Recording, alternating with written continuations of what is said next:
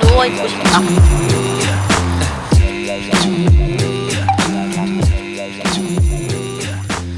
네, 농담입니다. 저는 좀 조용한 쪽에 자리 잡았어요. 오늘의 만찬입니다. 제가 만들었어요는 빵이고, 짠! 벌레 때문에 닫아놓고,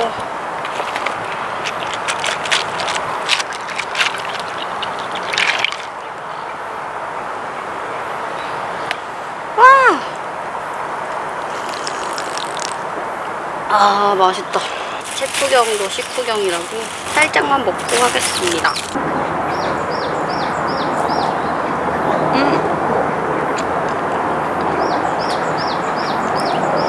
찌유에서 산 크랩 토핑 요 조밥인데 엄청 맛있네요. 생각보다. 왠지 모르게 피크닉은 유부초밥이 필요할 것 같아서 사왔는데 맛있어요. 생각보다.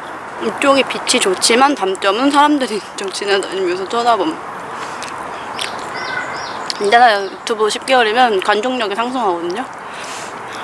그래서 관종력이 상승해서 진짜 제가 벌써 한 10개월은 아닌데 8개월은 한 것 같아요. 놀랍네요. 시간이 너무 빠르네요. 누워있고 싶다. 일단 소개해드릴 책은 강신주의 감정수업입니다. 강신주의 감정수업 부제는 스피노자와 함께 배워놓은 인간의 48가지 얼굴입니다. 저는 사실 강신주 작가님을 이 책을 통해서 처음 알았기 때문에 철학 관련된 뭐 강의도 하시고 이것저것 많이 하셨다고 하는데 다른 건 잘 모르고요. 감정이란 얼마나 소중한 것입니까? 감정이 없다면 삶의 희열도, 삶의 추억도, 그리고 삶의 설렘도 없을 테니까요. 지금 이 순간 자신의 감정을 충분히 살릴 수만 있다면 이 세상을 떠나면서도 우리는 수많은 색깔로 덧칠해진 추억을 꺼내들며 행복한 미소를 보낼 수 있을 것입니다. 자, 이제 수많은 얼굴과 색깔을 가진 감정들을 되찾는 수업을 조심스럽게 그렇지만 단호하게 시작하고자 합니다. 그렇다고 너무 외로워하지는 마세요. 죽었다고 생각하는 감정들을 되살려줄 수 있는 48명의 작가들과 그들의 작품들이 우리의 든든한 동반자가 되어줄 겁니다. 또 감정의 철학자 스피노자와 인문 저자인 제가 있으니까 말입니다. 자, 이제 시작해보도록 하죠. 다시 반복되지 않는 소중한 삶을 위한 감정 수업을. 이렇게 해서 감정 수업이 시작이 되는데요. 처음에 소개해드리려고 했던 감정은 확신이에요. 확신. 41번째 감정인데요. 확신의 부제에 의심의 먹구름이 거칠 때의 상쾌함. 데프니 듀 모리에 작가님의 레베카라는 책을 같이 인용해서 썼어요. 48가지의 감정을 다룰 때 작가님은 다른 책과 뭐 영화라든지 접목시켜갖고 그 감정을 같이 소개해줘요. 그래서 읽다 보면은 되게 유명한 책들 있잖아요. 뭐 제와벌이라든지 위대한 유산이라든지 많이들 아시는 그런 책들이 나올 때도 있고요. 제가 이 책을 통해서 소개받은 책들이 되게 많아요. 이 책 한 권만 읽었을 뿐인데 정말 많은 책을 읽은 느낌이에요. 뭐 그래서 아는 척하기 좋다 막 이런 게 아니고 이 책을 통해서 여러 가지 작품을 소개받은 느낌이었어요. 스피노자는 확신을 뭐라고 말했냐면은 확신은 의심의 원인이 제거된 미래 또는 과거 사물의 관념에서 생기는 기쁨이다. 스피노자의 말대로 확신은 의심이 없다면 발생할 수도 없는 감정이다. 의심을 충분히 일으킬 만한 원인이 사라져야만 확신의 기쁨이 찾아오니까 말이다.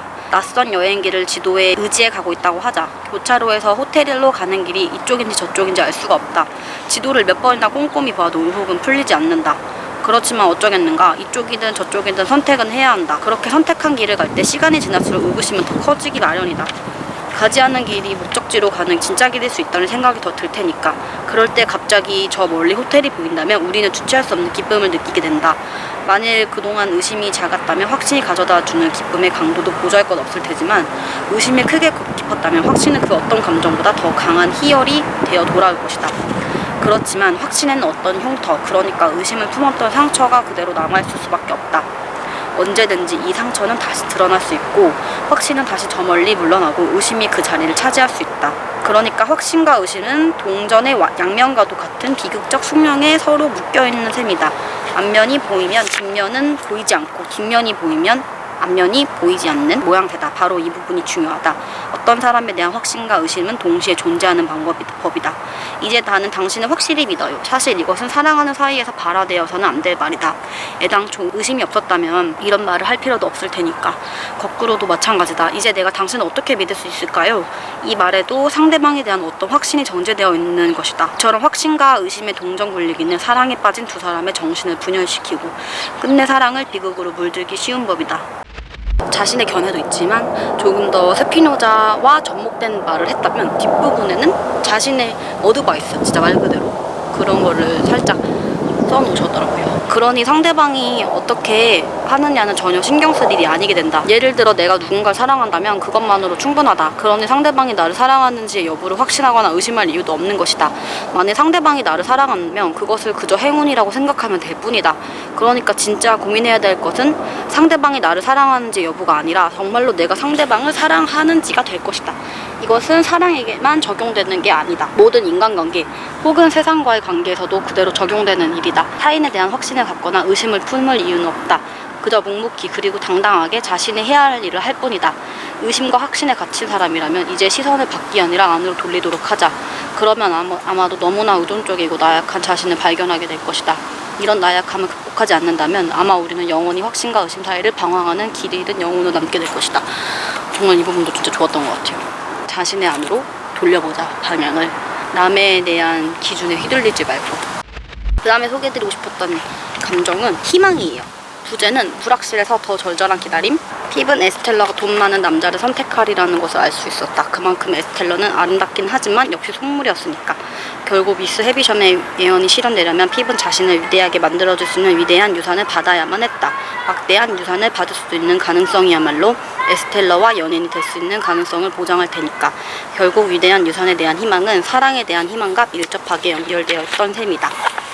그래서 스피노자는 희망을 뭐라고 했냐면요, 희망은 우리들이 그 결과에 대하여 어느 정도 의심하는 미래나 과거의 사물의 관념에서 생기는 불확실한 기쁨이라고 했습니다. 불확실한 기쁨. 항상 그림자를 곁에 두고 있는 나무를 생각해보자. 나무가 자라면 자랄수록 그림자도 그만큼 더 커지고 길어진다. 그림자의 검은 빛을 싫어하는 사람이 있다고 하자. 동시에 그는 큰 나무의 웅장함도 포기하지 않으려고 한다. 그렇지만 나무를 그대로 두고 그림자를 반으로, 나아가 반의 반으로 줄이려는 그의 소원은 이루어질 수 있을까? 불가능한 일이다. 그림자를 줄이기 위해서는 그 크고 웅장한 나무를 자르지 않을 수 없을 테니까. 희망도 마찬가지다. 미래의 불확실성이 싫어서 그것을 줄이려고 한다면 우리는 희망 자체를 그만큼 잘라내야 한다. 잊지 말자. 나무가 있어서 그림자가 생기는 것처럼 희망에 따른 그 미래의 설렘이 있기 때문에 불확실성도 발생한다는 사실을 말이다. 따라서 불확실성이 견디기 힘들도록 무섭다는 이유로 희망의 싹을 자르려고 한다면 그것은 어리석은 일이 될 것이다. 저는 이 부분도 진짜 좋았어요. 비행기다. 불확실성이 무서워서 희망을 자르는 상황. 사실 정말 저도 많이 그렇게 했던 것 같아요. 어차피 뭐 안 될 텐데 뭐 이러면서 뭔가 하려고 할 때 그 불확실성이 너무 견디기가 힘드니까 희망도 잘라버리게 되는 거예요. 내가 너무 안 됐을 때 그게 너무 좌절감이 싫으니까. 그래서 그런 식으로 희망을 죽이는 일이 정말 많았던 것 같아요.